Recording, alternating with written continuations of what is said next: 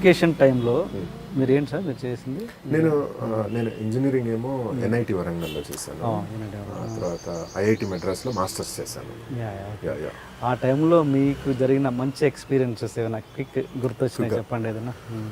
Okay, అంటే స్టూడెంట్గా start అయిన దగ్గర నుంచి అంటే మంచి ఎక్స్పీరియన్సెస్ అంటే నేను ఐఎమ్ ఫ్రమ్ వరంగల్. వరంగల్లో నేను అప్పుడు ఆర్ఈసి వరంగల్ అనేవాళ్ళు. ఆర్ఈసి వరంగల్ గేట్ ముందు నుంచి వెళ్ళుకుంటే అబ్బా పెద్ద కాలేజ్, దీంట్లో సీట్ కొట్టాలి అని అనుకున్నాను. By God's grace I got REC Warangal. REC వరంగల్లో చదివేటప్పుడు ఐఐటి మెడ్రాస్లో ఫెసిలిటీస్ అవన్నీ బాగుంటాయట, ఇంటర్నేషనల్ స్టూడెంట్స్ ఉంటారు, భలే ఉంటుంది అని వినేవాడిని. ఎప్పుడు అనుకునేవాడిని ఐఐటిలో సీట్ కొట్టాలి అని. I got in to IIT. అలాంటి అవి ఎగ్జైట్మెంట్లు ఎక్కువ. సో ఆ తర్వాత ఎప్పుడైతే అంటే మన సినిమా ఇంట్రెస్ట్ అనేది స్టార్ట్ అయిన తర్వాత మనలో అంటే నేను నా వాట్సాప్ స్టేటస్ కూడా ఉంటుంది ఏమని, if your intention is true to your heart somehow you will achieve it. మన ఇంటెన్షన్ కనుక ట్రూ టు యువర్ హార్ట్ ఉంటే షూర్గా అచీవ్ చేస్తాం అనే దానికి నిజంగా అనిపిస్తుంది.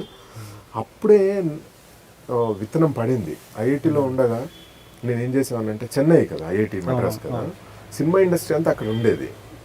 సో ఎవ్రీ సండే రోజు మా ఓపెన్ ఎయిర్ థియేటర్లో తెలుగు సినిమా వేయించేవాడిని నేను.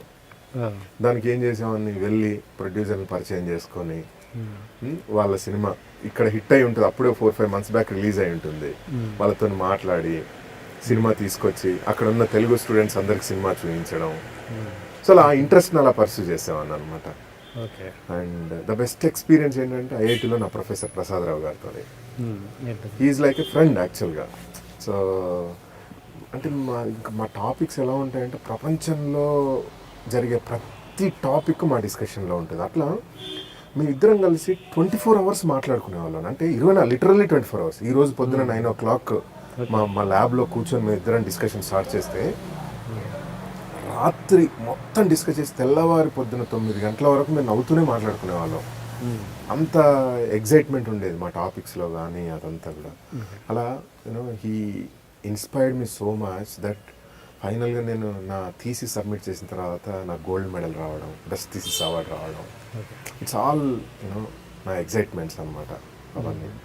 సో దాని నుంచి ఆ ప్రొఫెసర్ గారితో ఎక్స్పీరియన్స్ ఏంటంటే నాకు లైఫ్లో బాగా యూజ్ అయింది. ఓకే, అంటే మేనేజ్మెంట్లో కానీ ఒక ఛాలెంజ్ని ఎలా అడ్రస్ చేయడం, అంటే ఒక ఛాలెంజ్ రాగానే బెదిరిపోకూడదు, దాన్ని ఏ విధంగా అడ్రస్ చేయాలి ఆలోచించి అనేది ఆయన దగ్గర నుంచి నేర్చుకున్నాను.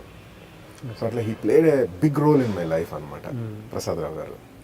Yeah, please subscribe to iDream. Please subscribe for more videos.